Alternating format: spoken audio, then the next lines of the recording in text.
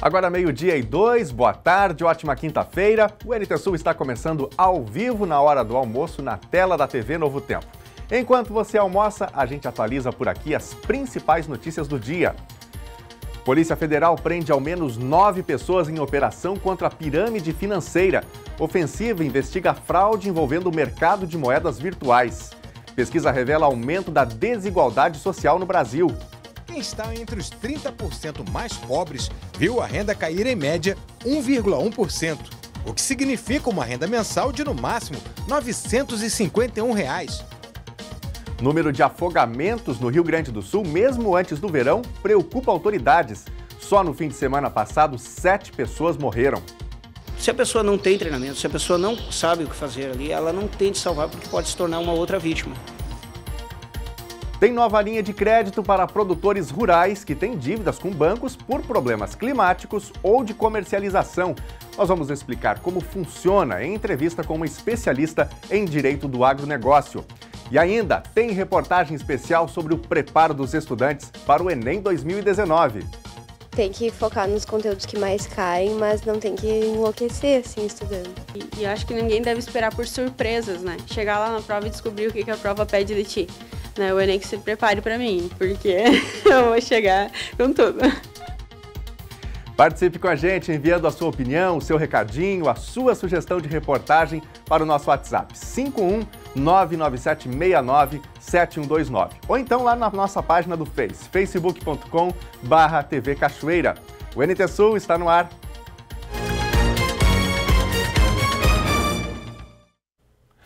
E o NT Sul desta quinta-feira abre com esporte. A gente mostra como foi o Campeonato Brasileiro de Patinação Artística no Gelo de 2019, disputado na região metropolitana de Porto Alegre. Um show de manobras com a participação até mesmo de uma atleta olímpica. Deslizando no gelo, os patinadores deram um show de técnica e beleza. 36 competidores participaram do Campeonato Brasileiro de Patinação Artística realizado no Parque Shopping Canoas no fim de semana. O Campeonato Brasileiro, ele visa oportunizar para que atletas dos mais diferentes níveis e idades possam ter um evento para celebrar a sua paixão pela patinação e competir, né? Então todo atleta, independente do seu nível técnico, ele adora ter esse friozinho na barriga de competir. É isso que a gente quer oportunizar para todos esses atletas. Na categoria sênior feminina, quem venceu a disputa foi Isadora Williams, que garantiu seu primeiro título nacional. A atleta sul-americana com melhor classificação nas últimas Olimpíadas de Inverno mora nos Estados Unidos, mas tem mãe brasileira e compete representando o nosso país. É um evento, eu vou lembrar toda a minha vida. É meu primeiro campeonato nacional e eu quero competir mais e apresentar meus programas com o Brasil todos os anos. Tem muito talento aqui. As patinadoras, as técnicas e saltos e piruetas é melhor dos anos atrás e eu estou muito feliz de ver as novas patinadoras, novos programas. Hoje o esporte é praticado apenas em 4 estados do Brasil que têm pistas de gelo: Rio Grande do Sul, Rio de Janeiro, São Paulo e também o Paraná, onde a estrutura só abre em meses de inverno. Em país tropical, pista de gelo é coisa rara, mas Canoas tem o privilégio de contar com esta que é a maior arena de patinação em ambiente fechado do Brasil. Uma atração disputada. Ela surgiu com o viés do entretenimento, né, para a gente poder oferecer para as pessoas experiências diferentes dentro do shopping, né, e agora com essa parceria com a Confederação Brasileira, né, acho que passa a ser um ponto importante também, não só de divulgação do esporte no Brasil, né, mas também para a formação de novos atletas. Promessas como Aurora e Maria Joaquina, que conquistaram medalhas no torneio e sonham em ser patinadoras profissionais. Eu queria muito ir para Olimpíadas. Meu pai está vendo para mim ir para fora do Brasil treinar. Eu amo a patinação. Eu adoro fazer esse esporte porque acho que trabalha tudo. Foi muito bacana ver o pessoal no gelo, crianças pequenininhas no gelo, apresentando um ótimo nível técnico para suas idades. É isso que a gente espera seguir nessa evolução, ou seja, para o próximo ano a gente quer mais pessoas no gelo, a gente quer que a competição cresça, a gente quer que tenha mais categorias com pessoal patinando e acho que esse é o caminho da evolução. Muito legal a gente ver aí a empolgação das crianças, não é, com a patinação no gelo, e que legal que o Rio Grande do Sul tem essa grande arena que fica em Canoas, né, no Canoas Park Shop. A Caixa Econômica Federal inicia amanhã mais uma etapa de liberação do saque imediato do Fundo de Garantia de Tempo de Serviço. Esta fase é para trabalhadores que não têm conta na Caixa. Os trabalhadores nascidos em janeiro, que não têm conta no banco, poderão sacar até R$ 500 de cada conta ativa ou inativa do fundo. Serão cerca de 4 milhões e 100 mil pessoas nesta etapa, com injeção de 1 bilhão e 800 milhões de reais na economia. Os saques de até R$ 500 podem ser feitos nas casas lotéricas e terminais de autoatendimento para quem possui senha do cartão cidadão. Quem tem cartão cidadão e senha pode sacar nos correspondentes Caixa Aqui, apresentando documento de identificação ou em qualquer outro canal de atendimento. Equipes do Instituto Brasileiro de Geografia e Estatística, em todo o país, trabalham na organização do Censo Demográfico 2020. A visita aos domicílios para contabilizar dados que revelam a realidade do Brasil e de sua população inicia em agosto do ano que vem. A primeira reunião de planejamento e acompanhamento do censo em Cachoeira do Sul, realizada ontem à tarde, deu o pontapé inicial para o processo que será realizado no ano que vem. A 13ª edição do Censo Demográfico Brasileiro, realizado pelo Instituto Brasileiro de Geografia e Estatística, o IBGE, serve para retratar a população brasileira e suas características socioeconômicas, bem como de base para a implementação de diversas políticas públicas. As reuniões permitem que a comunidade local acompanhe e auxilie no processo de levantamento de dados. O objetivo da nossa reunião de hoje é começar a divulgação do Censo Demográfico 2020 no município de Cachoeira do Sul.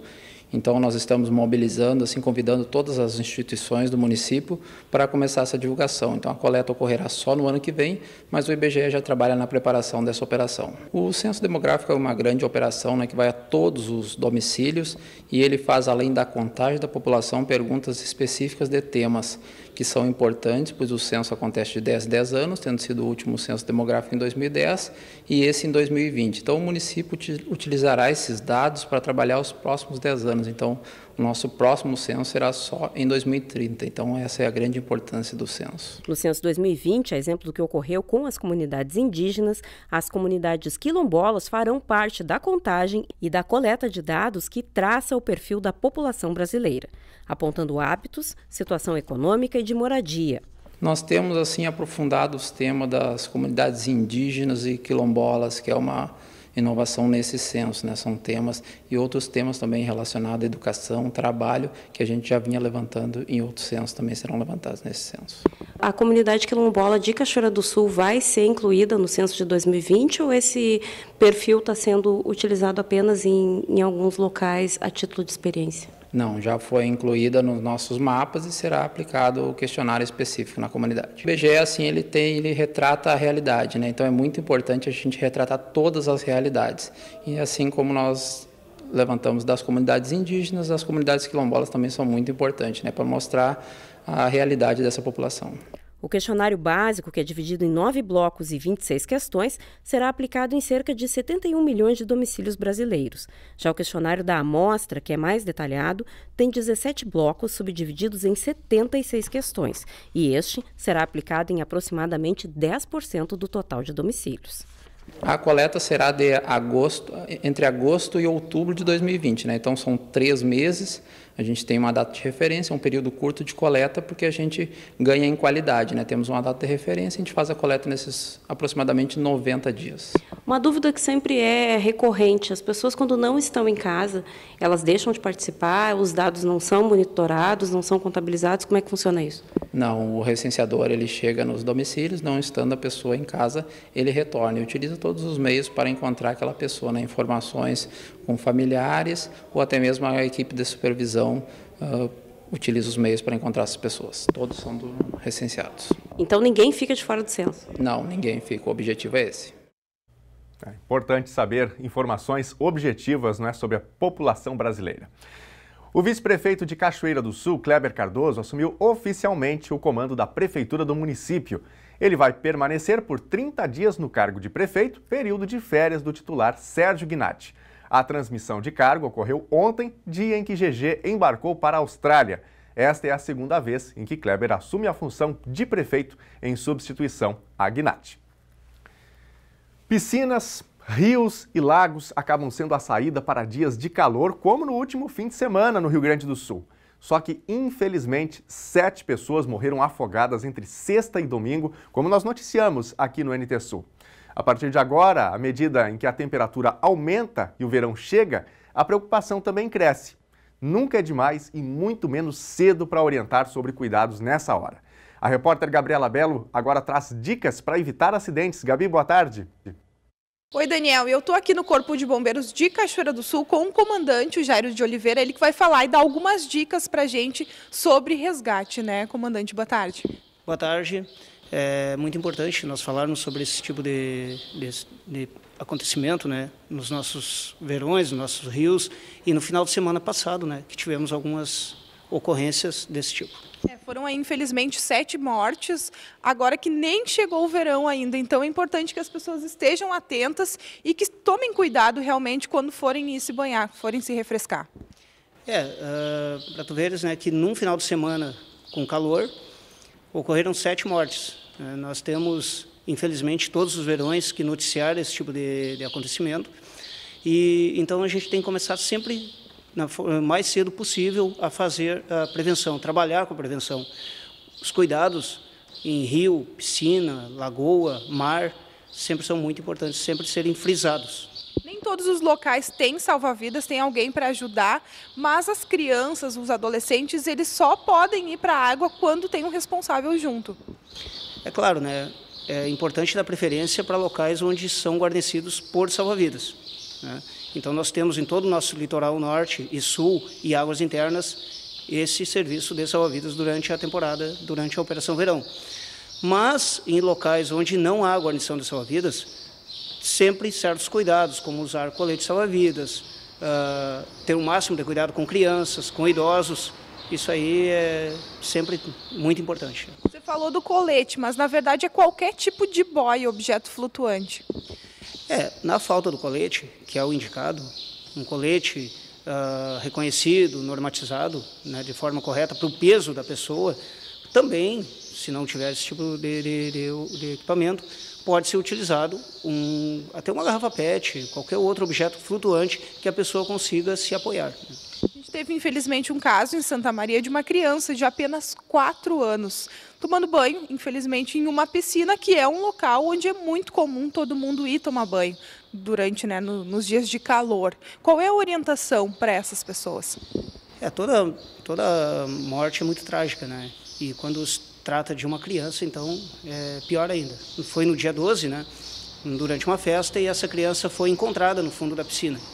Então, o cuidado dos pais com as crianças, ou um responsável que esteja com essa criança, aí, sempre é muito importante, sempre tem que ser muito bem frisado. E, infelizmente, as piscinas às vezes não têm alguma guarnição, algum local, uma grade, algum anteparo que impeça que a criança vá para dentro d'água. Mas, no caso dela estar dentro d'água, né, que sempre tem um adulto próximo. E, na verdade, esse adulto ele não pode nem piscar. A gente costuma dizer, né, que uma piscada, né, dá uma olhadinha para o lado, assim, a criança acaba saindo para algum lugar assim que a gente não perceba. Tem que estar sempre muito atento, evitar bebidas, evitar estar alimentado, comer e já ir para dentro da água. Então sempre tem que ter esse cuidado com crianças, então tem que ser nem redobrado, né, tem que ser triplicado. E no caso de ver alguém se afogando, como salvar? A técnica de salvamento aquática, ela é uma técnica muito treinada entre todos os salva-vidas, entre todos os profissionais que atuam nessa área, porque ela exige um esforço muito grande. Então, se a pessoa não tem treinamento, se a pessoa não sabe o que fazer ali, ela não tente salvar porque pode se tornar uma outra vítima. Então é importante, por isso, como nós falamos, é importante ter um objeto flutuante para levar até essa pessoa, porque a pessoa ela vai estar desesperada, ela vai querer se apegar ao que ela enxergar pela frente, e inclusive a pessoa que está tentando salvar ela. Então, no momento dessa tentativa, dessa ajuda, não ir até a pessoa, mas sim jogar um objeto. Exatamente, alcançar alguma coisa para ela, que ela vai se apoiar, vai se acalmar e aí sim tirar. É importante ter, sempre em acampamentos, que são lugares que acontece esse tipo de coisa, que tenha um cooler, um isopor ou alguma coisa que sirva de anteparo para essa pessoa. Comandante, aqui em Cachoeira do Sul a gente tem a área da praia, da prainha ali no Rio Jacuí, mas como não começou a Operação Golfinho, ainda não existem salva-vidas lá. Qual é a orientação neste momento? É importante sempre reconhecer o local onde vai tomar banho, né? Fazer uma espécie de varredura naquele local. Então um adulto com um colete salva-vidas que faça esse reconhecimento, para que os demais possam chegar até aquele local ali e tomem cuidado. É claro que a gente indica que os banhistas sempre obedeçam a uma área demarcada, porque existe sempre uma área demarcada na nossa Praia Nova aqui pelos guarda-vidas, e os horários também, né, que os guarda-vidas estão ali.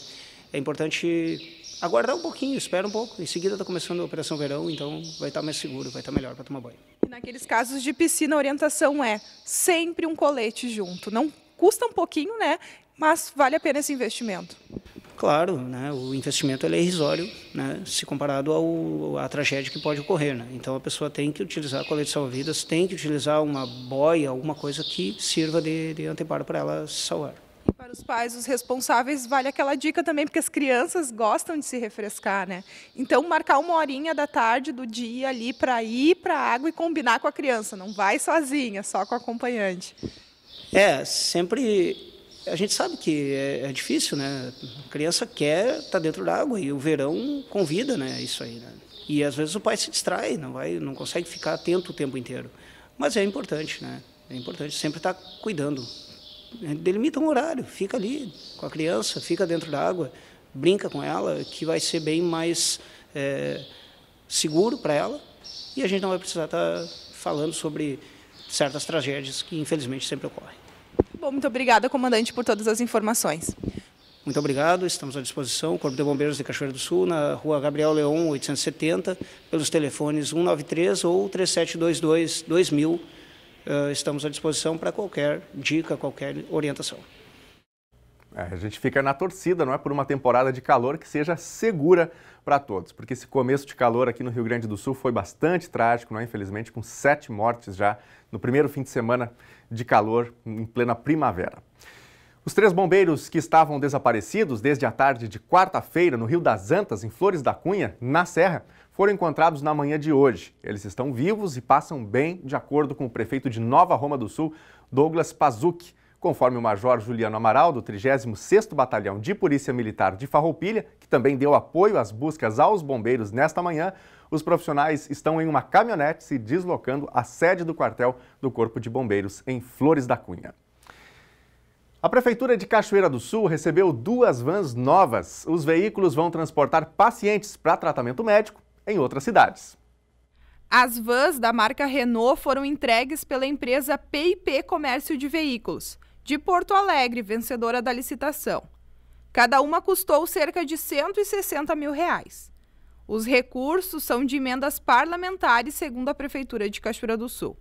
Uma delas foi destinada pelo deputado Carlos Gomes e a outra pelo ex-deputado Jones Martins.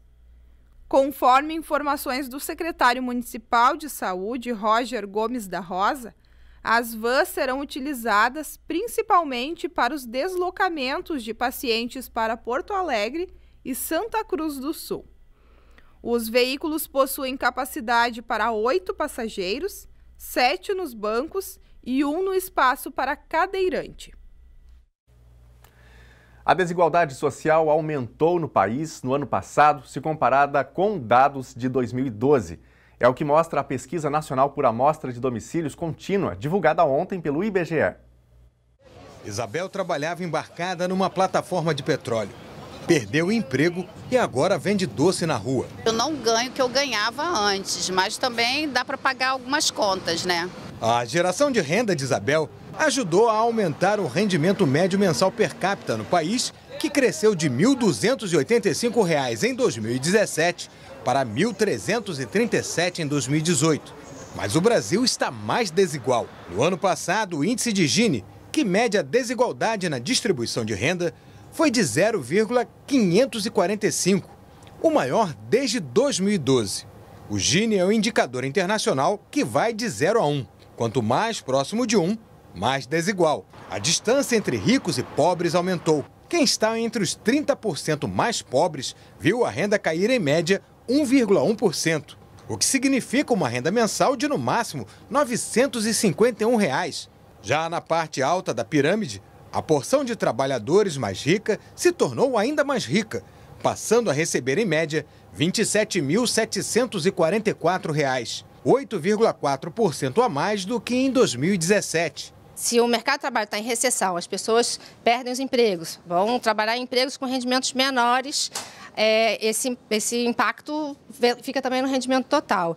E as regiões em que o rendimento de trabalho vem de um trabalho que é mais informalizado, esse impacto é maior ainda, porque essas pessoas têm uma menor proteção em relação aos seus empregos. Em 2018, os 10% mais ricos da população tiveram acesso a mais de 43% de toda a massa de rendimentos do país. Já os 10% mais pobres tiveram acesso a somente 0,8% desse total. O estudo aponta ainda que mais de 70% do rendimento dos brasileiros vem do trabalho. O restante sai de fontes como aposentadoria, pensão, mesadas, aluguel, aplicações financeiras e programas sociais. E esta mesma pesquisa apontou dados específicos do Rio Grande do Sul. Enquanto ao longo de 7 anos o rendimento médio do brasileiro cresceu 4,5%, como a gente viu na reportagem, no estado, entre 2012 e 2018, o crescimento foi de apenas 2%. E pior, na comparação entre 2018 e 2017, houve recuo de 0,2%. Com uma renda média de R$ 2.444 ao mês, o gaúcho ainda está melhor em relação a outros estados. Este é o 4º maior valor do país, atrás apenas do Distrito Federal, São Paulo e Rio de Janeiro. E é hora da participação aqui no NT Sul. A gente quer saber o que você está achando da situação econômica do país e como você percebe isso no seu bolso, no seu dia a dia. Você acha que a economia está melhorando ou a economia está piorando? Como você e sua família ficam neste cenário? Tem sobrado mês e faltado salário por aí? Ou a sua renda tem melhorado também? Mande a sua mensagem para a gente no nosso WhatsApp, o número é o 51 99769 7129. Repito para você, está na telinha aí para facilitar a sua vida, já salve no seu smartphone, 51 99769 7129. Ou então, facebook.com/TV Cachoeira, tem a transmissão ao vivo também do telejornal lá na nossa página. E eu começo justamente aqui pelo Facebook. Quero mandar um abraço para o Fabiano Rada, que está com a gente aqui. Obrigado, Fabiano. Tudo de bom para você. Uma boa quinta. A Adriana Soares, o Alencar Nunes, a Rosane Cassol, o Oséias Pereira dos Santos também passando por aqui, deixando recadinhos para a gente na nossa timeline aqui na transmissão ao vivo do telejornal NT Sul. Vamos aqui para a nossa telinha? Vamos ver os recadinhos que estão chegando através do nosso WhatsApp. Com a gente aqui o Moisés Almeida. Moisés é de Cachoeira do Sul. Minha família e eu estamos ligados no NT Sul. Obrigado, Moisés. Vamos ver a foto que ele mandou para a gente aqui, juntamente com a sua família. Aí está o Moisés, a sua esposa e também a filhinha. Obrigado, viu, pela participação. Grande abraço para você, para toda a sua família também. Obrigado pelo carinho e pela audiência. Arley Souza, Cachoeira do Sul, alguém tem que tomar uma providência com este caminhão. Está parado há mais de 3 anos, bem na esquina, atrapalhando o trânsito. Vamos ver aí a foto que o Arley mandou pra gente. Essa é uma situação complicada. Olha, mais uma, aí está o caminhão parado na esquina, tem mato aí já em volta deste caminhão, né? E é o segundo que a gente recebe esta semana aqui em Cachoeira do Sul, né? Não lembro se foi na terça ou se foi ontem mesmo, creio que foi na terça-feira que chegou uma mensagem de telespectador sobre isso também. Nós vamos verificar essa situação, já está com a nossa produção. Bom, vai participando com a gente aqui no NT Sul, que daqui a pouquinho tem mais recadinhos da nossa audiência por aqui. Depois do intervalo, tem nova linha de crédito para produtores rurais que têm dívidas com bancos por problemas climáticos ou de comercialização. Nós vamos explicar como funciona em entrevista com uma especialista em direito do agronegócio. E ainda tem reportagem especial sobre o preparo dos estudantes para o Enem 2019. Tem que focar nos conteúdos que mais caem, mas não tem que enlouquecer, assim, estudando. E acho que ninguém deve esperar por surpresas, né? Chegar lá na prova e descobrir o que a prova pede de ti. Né? O Enem que se prepare para mim, porque eu vou chegar com tudo. O NT Sul volta já já.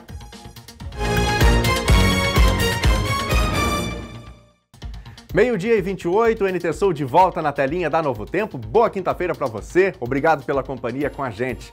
É hora da previsão do tempo e a notícia ruim para os gaúchos é que tempo bom mesmo só lá no dia 22. E mais, o Instituto Nacional de Meteorologia emitiu alerta para a possibilidade de grande acumulado de chuva no estado.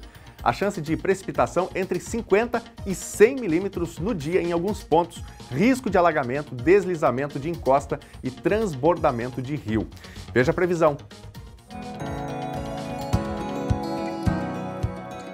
Quinta-feira ainda com chuva em Cachoeira do Sul, mas com menores acumulados, cerca de 20 milímetros. A temperatura ainda segue baixa, mínima 18 graus e máxima 23. Sexta-feira, a chuva para no município, o sol volta a aparecer em alguns momentos. A temperatura sobe um pouquinho, mínima 18 graus e máxima 27. Sábado vai ter muitas nuvens, mas o sol aparece. A umidade relativa do ar fica bem alta, entre 44% e 93%. Não chove. Temperatura mínima 15 graus e máxima 24. Confira agora como fica o tempo hoje em todo o Rio Grande do Sul. Áreas de maior instabilidade devem avançar pelo estado gaúcho no decorrer desta quinta-feira.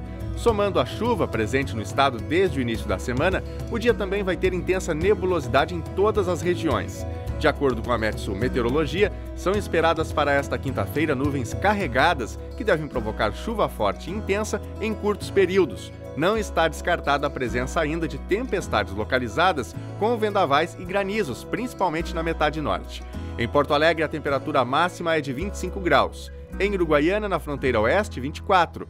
Em Passo Fundo, no norte do estado, 23 graus. Em Santa Maria, na região central, 24. Para o litoral norte, Tramandaí e Torres, 23 graus. Em Pelotas e Rio Grande, no sul do estado, 19 graus.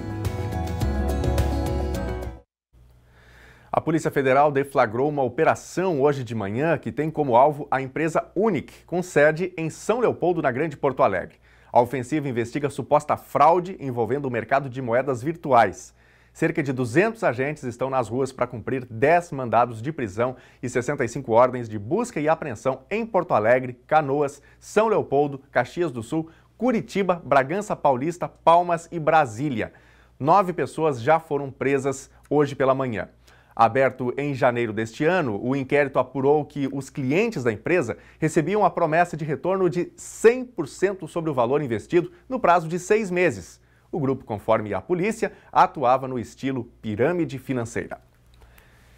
E é hora da sua participação com a gente aqui no NT Sul. Já mandou o seu recadinho pra gente? Não mandou ainda? Então corre aí, pegue o seu celular, que eu pego o meu aqui, para receber a sua participação com a gente. Você pode participar através do WhatsApp 51997697129. Mande seu recadinho, manda uma foto da sua família, conta pra gente onde você nos assiste, ou então envie o seu comentário, não é, sobre as reportagens que estão no ar aqui na telinha da Novo Tempo. Ou ainda, facebook.com/TV Cachoeira, para você participar através do Face, não é, que também é uma rede social bem acessível.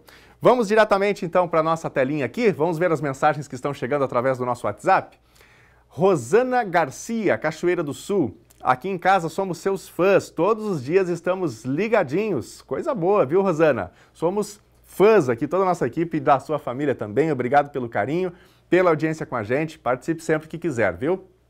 O Antônio Souza é de Alvorada, região metropolitana de Porto Alegre. Manda um abraço para minha família e também para minha esposa Rosângela. Alô, Antônio, alô, Rosângela. Grande abraço para vocês. Obrigado pelo carinho, muito obrigado pela participação também com a gente. Olha aí está a foto, né, que eles mandaram para a gente, do Antônio e da Rosângela. Legal, grande abraço, uma excelente quinta. Vamos ver a próxima mensagem que chega para a gente aqui. Dilaice, de Pacatuba, no Ceará. Amo assistir, que o Senhor abençoe você, a sua família. Vamos ver a foto que ela mandou pra gente aqui também.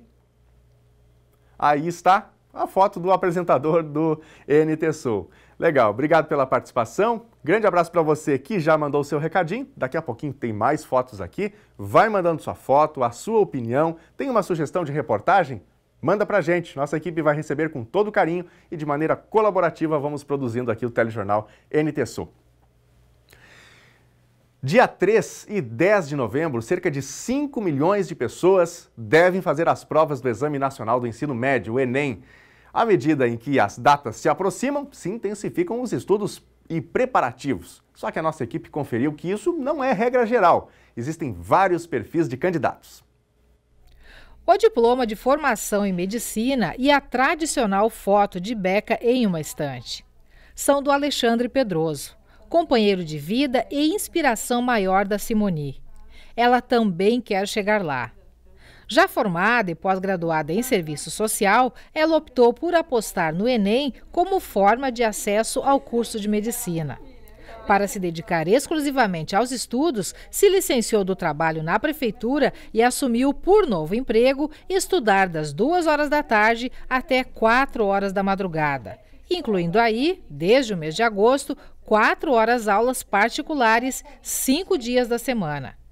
E tanta dedicação tem também seus cuidados. Eu já participei de grupo de estudo, procuro sempre dialogar com os colegas, trocar ideias com eles. Eu acho que é importante que a gente não se isole, sabe? E que a gente cuide muito da nossa saúde mental acima de qualquer coisa, porque os desafios, as competições da vida vão continuar agora ou depois. No cronograma de estudos dela já constam mais de 10 simulados e 3.520 questões já respondidas até o momento desta gravação. A meta de responder 100 questões por dia, ela segue à risca. Sabe que a disputa pelo curso de medicina é acirrada e exige uma nota de corte maior. Eu penso, né, como eu sempre falo para meus colegas, aqui em casa, para minha família, eu penso que a minha vida profissional já começou, né? Que isso que eu estou fazendo aqui vai contribuir, vai colaborar para quando eu estiver lá, sentadinha na cadeira da universidade, e eu puder ficar participar, entender melhor o que o professor está falando, porque já tenho conhecimento de mundo, né? Isso para mim é o que conta. Então, quando eu estou aqui, para mim não é uma carga, eu estou aprendendo, sabe? Eu não quero, e acho que ninguém deve esperar por surpresas, né? Chegar lá na prova e descobrir o que a prova pede de ti. Né? O Enem que se prepare para mim, porque eu vou chegar com tudo. A dedicação da Simoni tem por meta uma das oportunidades que uma boa nota do Enem pode proporcionar. Através do Sistema de Seleção Unificada, o SISU, ela pode conseguir vaga em uma instituição pública de ensino superior. Pode conquistar bolsa de estudos em uma instituição privada, via ProUni, Programa Universidade para Todos, ou ainda estudar com financiamento via FIES. A Camila também persegue sua oportunidade. Está no 3º ano de uma escola particular. Em 2018, fez o Enem para treinar e gostou do resultado. Mas esse ano quer fazer melhor. Ela revisa conteúdos, assiste vídeos, faz simulados e estuda diariamente, mas admite que sem rigidez de horários. Eu acho que agora, nessa reta final, a gente tem que estar mais light para a nossa cabeça lá no dia funcionar, né? Senão a gente acaba colocando muita pressão em si mesmo e daí, é complicado, né? Até tem que focar nos conteúdos que mais caem, mas não tem que enlouquecer, assim, estudando. O mais importante até é fazer as provas antigas, né? Porque daí tu já pega o jeito do Enem e já pega os conteúdos que mais caem, já pega tudo isso amanhã, né? Porque às vezes tem pegadinha ali no meio. E fazendo as questões do Enem mesmo, tu fica mais do que preparado. Mas é nessa turma de 3º ano do ensino médio que se tem noção da diversidade de atenção e intenções para com o Enem. Quase todos farão o exame, mas nem todos possuem convicção de qual carreira seguir.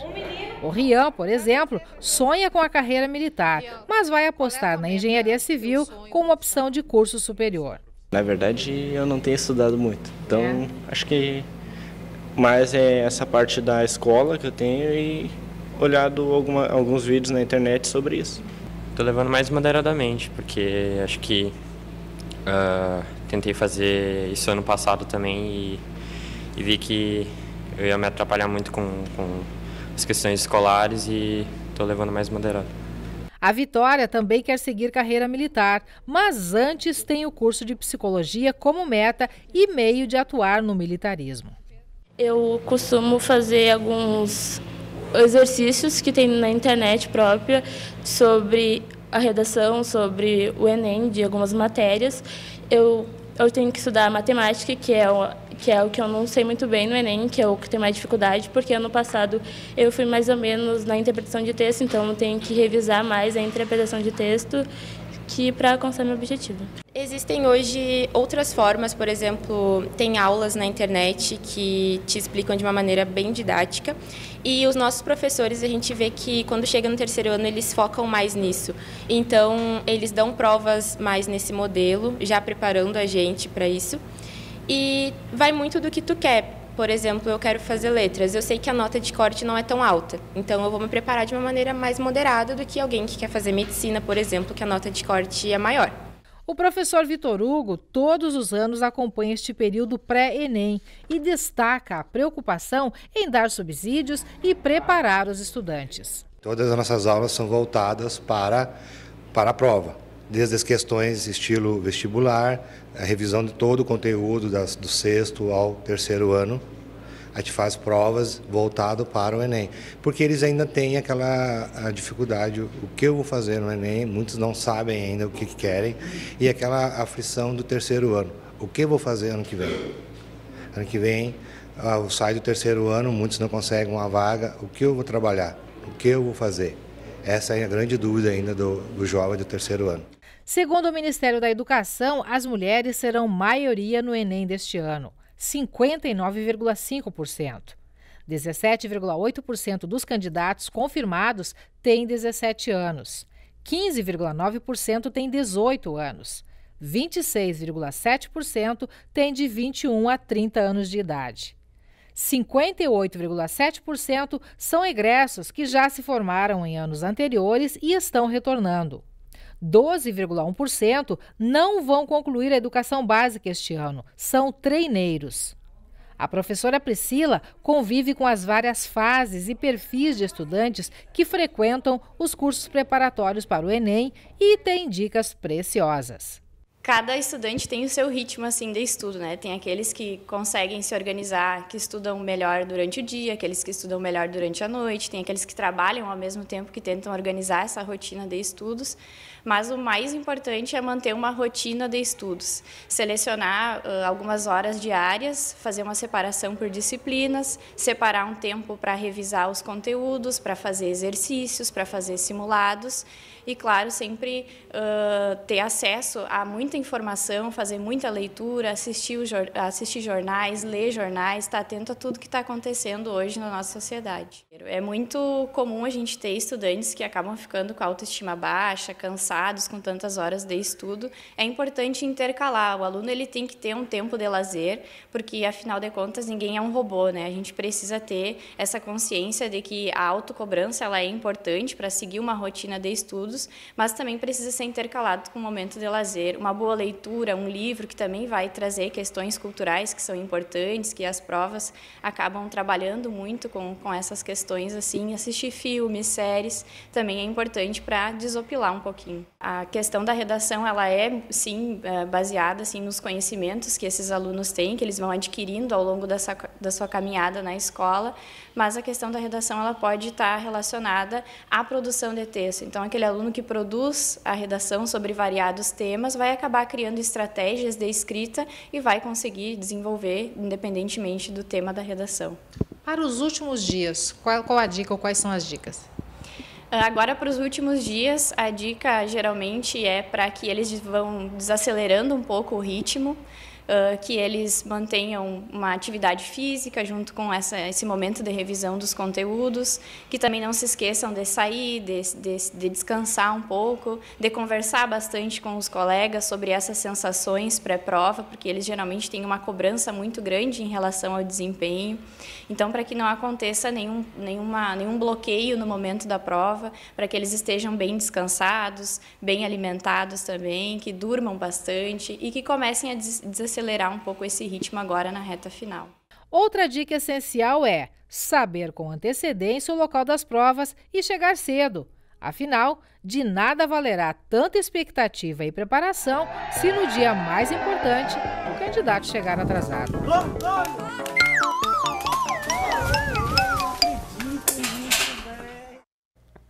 Essas cenas, né, do portão se fechando e o tempo encerrando também, os candidatos correndo, são sempre lamentáveis, infelizmente, para quem perde, não é, o ano de preparo por conta de um atraso. Bom, se você está nessa fase de preparação para o Enem, atenção! Dia 1º de novembro, o Totem em Cachoeira do Sul realiza um aulão entre as 18h30 e 22h30. O ingresso é 1 quilo de alimento não perecível. E lembrando que o INEP já divulgou ontem os locais de provas. Morreu ontem no Hospital das Forças Armadas, em Brasília, o coronel Adão Laureano Dias Xavier. Laureano tinha 83 anos e lutava contra o câncer. Ele foi comandante do 3º Batalhão de Engenharia de Combate. O ex-comandante serviu no 3º BE de 1962 até 1972. O sepultamento foi às 10 horas em Brasília. Produtores rurais e cooperativas de produção que tiveram problemas climáticos ou de comercialização poderão ter acesso a uma nova linha de crédito para refinanciar a dívida. Cada produtor só vai poder contrair até 3 bilhões de reais para a composição de dívidas, com juros efetivos de 8% ao ano e prazo de pagamento de até 12 anos.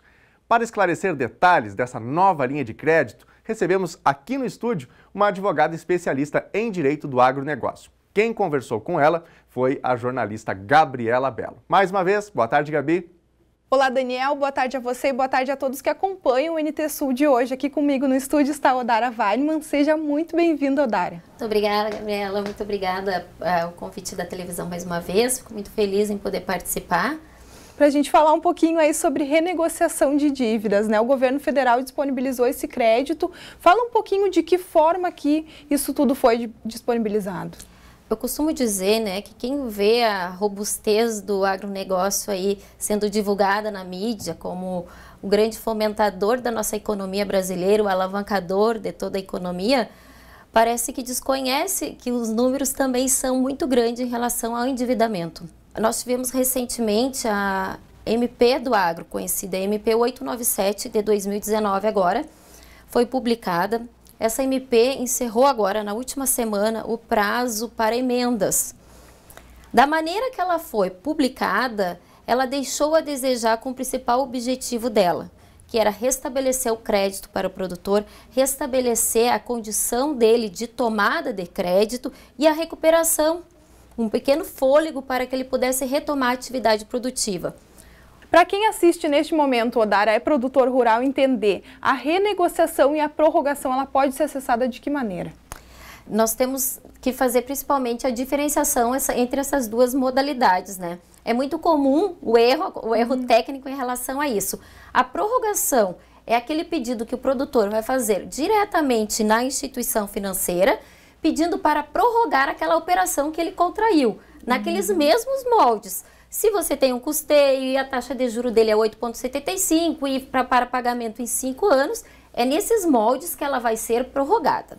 Diferentemente da renegociação, que é quando você não está mais protegido pelo Manual de Crédito Rural, ou seja, não é por dificuldade de comercialização e tampouco em relação à frustração de safra, você precisa renegociar em questão até de uma dificuldade, de um endividamento superveniente que surgiu, ou uma dificuldade financeira momentânea, e a gente sabe que essas dificuldades elas se prolongam, até porque a cadeia produtiva do agronegócio ela se prolonga em 1, 2 anos, dependendo da cultura aí, então é um período que ele mais investe do que arrecada.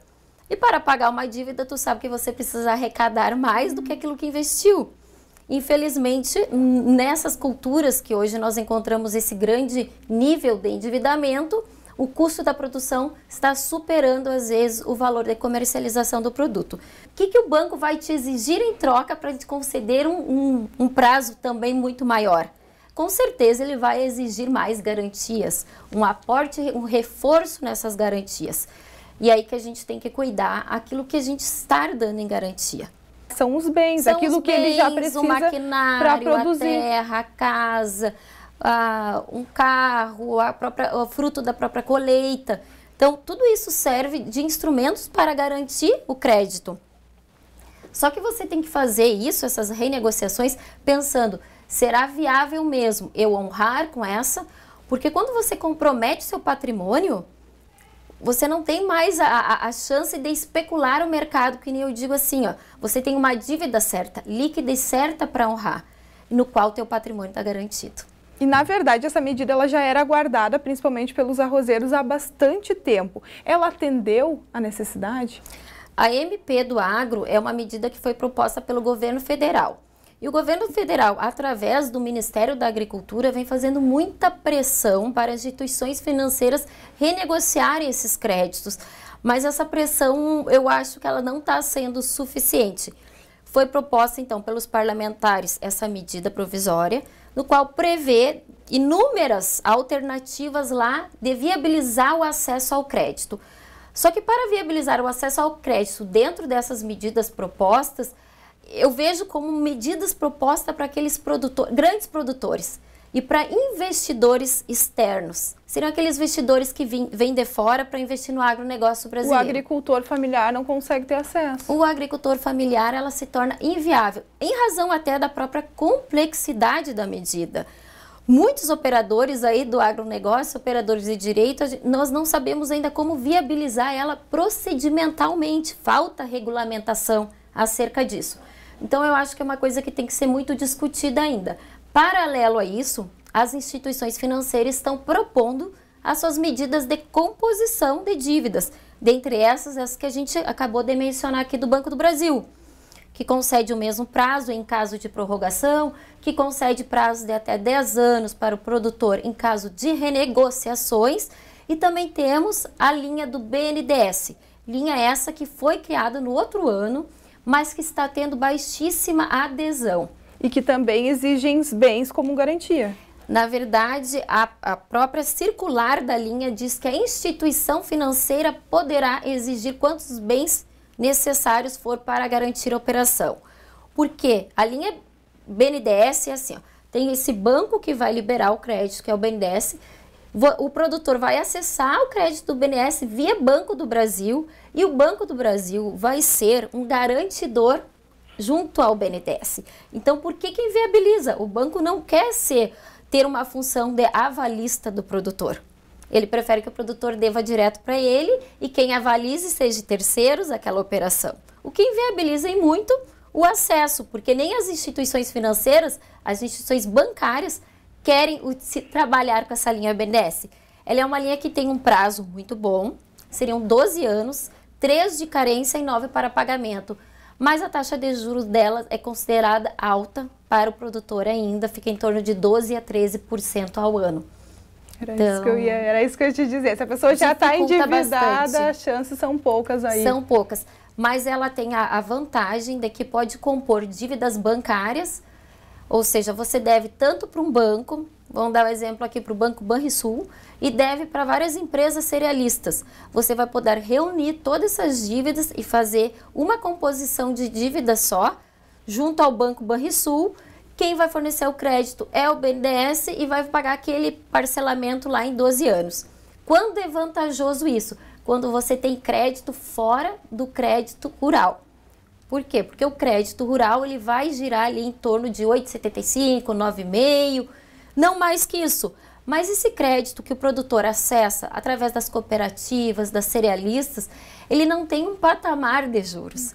Então, se ele trocasse uma dívida de 28%, de 35%, que é o que a gente vê aí às vezes, junto às instituições não financeiras de crédito, o produtor vai reunir essas dívidas e vai pagar por uma dívida de 12,5% a 13%. Daí é vantagem. É juro sobre juro, e aí como sair dessa bola de neve?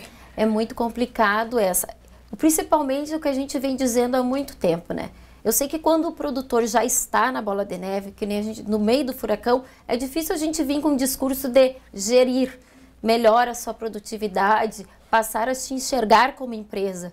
Mas nessa tecla, há muito tempo a gente vem batendo. A importância do produtor parar de se ver como um pequeno produtor da agricultura familiar. Ele vai subsidiar sua família, ele vai produzir para o sustento próprio. Mas ele é alguém que muitas vezes ele emprega, ele comercializa, ele ofere renda, ele capta recursos junto a instituições financeiras. Ele exerce uma atividade semelhante à do empresário, para não dizer igual. Então ele tem que tomar os mesmos cuidados que uma empresa toma. E principalmente gerenciar os riscos inerentes a essa atividade. E aí, se os oficiais são bastante difíceis ou muitas vezes impossíveis, o produtor acaba buscando outra maneira de crédito, com aí os juros bem mais altos, o que acaba dificultando, às vezes impossibilitando do pagamento, porque o lucro não vai ser tão alto na lavoura assim. Ou quando se tem lucro, né? Nós vivemos aí dessa crise aí do que nós dizemos do arroz, do setor de arroz. Eu não vejo uma solução a curto prazo para a questão do arroz. Se o governo federal não implementar as medidas que foram objeto de promessas no período da campanha, como a própria securitização para o setor, essa securitização favoreceria os produtores de arroz, porque teria um prazo muito maior e uma taxa de juros menor para pagamento dessa dívida. Na dificuldade de acessar essa composição de dívidas, a gente sempre aconselha que o produtor busque seus direitos e acesse via judicial, tá? Porque foi uma medida distribuída que está circulando aí pelas próprias gerências de recuperação do Banco do Brasil. Então, o Banco do Brasil deve sim priorizar essas composições de dívida nesse período, e nós temos o STJ que já disse, é dever do produtor ter as suas dívidas prorrogadas em casos de comprovação de frustração de safra, de dificuldades de comercialização. Esse é o principal objetivo do governo, é manter a atividade produtiva. E nesse sentido, agora que você falava, a gente falava de planejamento de uma safra, né, que está começando agora. É possível o banco impossibilitar de um novo crédito por conta dessas renegociações e prorrogações? Sim. O próprio banco orienta isso, que em caso de renegociações, que é aquela que você pode prolongar a sua dívida para pagamento até 10 anos, ele já diz, o produtor fica impedido de continuar operando com o banco. E aí como que continua trabalhando? Então, com aquele banco, eles não estão impedidos de acessar outras instituições financeiras. Só que outra instituição financeira sabedora que você deve já para uma instituição como o Banco do Brasil, ou um Bradesco, ou uma Caixa, seja qual for, talvez quando você renegociou já tenha comprometido parte do seu patrimônio. Não sei se todos vão dispor de patrimônio suficiente para garantir essas outras operações que eles vão precisar contrair. E ele também não tem renda para produzir por conta própria. Isso é cultural no nosso país. Desde que a gente restabeleceu o crédito rural no país, foi sendo subsidiado, foi sendo fomentado pelo governo. De uma hora para outra, o produtor não vai conseguir renda para produzir por conta própria. Então, de uma maneira ou de outra, ele vai acessar o crédito, seja ele o oficial, seja ele não oficial. E também tem produtores que já nos procuraram dizendo assim, nós não estamos conseguindo crédito em lugar nenhum. Esse ano nós não vamos plantar. Está se esgotando a época, já é época de estar preparando o solo, já é época de estar plantando. E muito produtor não conseguiu acessar crédito. E por isso que eu volto a dizer, essa é uma das maiores crises que nós estamos tendo no Rio Grande do Sul em relação ao produtor de arroz. Mas também o produtor da pecuária de leite está passando por inúmeras dificuldades, pecuária de corte, soja, milho, gente, é preocupante. Na tomada de decisões de qual financiamento tirar, é importante não assumir responsabilidades maior do que você possa honrar. Porque senão você vai estar comprometendo o próprio patrimônio. E não é só uma safra seguinte que não vai acontecer, são todas as outras. Não só o patrimônio que gera alimento, mas também o patrimônio das gerações futuras. Odara, muito obrigada pela tua vinda aqui ao estúdio. Eu que agradeço, estou sempre à disposição para estar aqui batendo um papo contigo. Tá bom, então, nós da mesma forma. Daniel, nossa conversa foi com a Odara, ela que é advogada, especialista em direito do agronegócio. Eu volto com você. Obrigado, Gabi, pela informação, ou pelas informações, não é, sobre o agronegócio e sobre os financiamentos, as linhas de crédito que estão disponíveis. Bom, a gente vai ver aqui ao menos mais um recadinho no nosso WhatsApp, 51997697129. Lembrando que você participa também no facebook.com/TV Cachoeira. Vamos aqui para a telinha, a Sandra Ferreira participa com a gente, estou sempre ligada no NT Sul. Eu sempre caio na piscina com o meu filho Everson Ferreira. família. Vamos ver aí a foto que a Sandra mandou pra gente, juntamente com o Everson. Que legal, né? Mãe e filho juntos aí na piscina. Falamos um pouquinho sobre os cuidados necessários, né? Para que não haja nenhum problema na temporada mais quente do ano. O NT Sul está chegando ao final. Muito obrigado pela companhia, muito obrigado a você que participou com a gente, mandou o seu recadinho. Continue ligado na programação da Novo Tempo e eu espero você amanhã a partir do meio-dia. Para rever as reportagens, acesse aí novotempo.com/NT Sul. Aproveite a sua quinta-feira. Até amanhã. Tchau.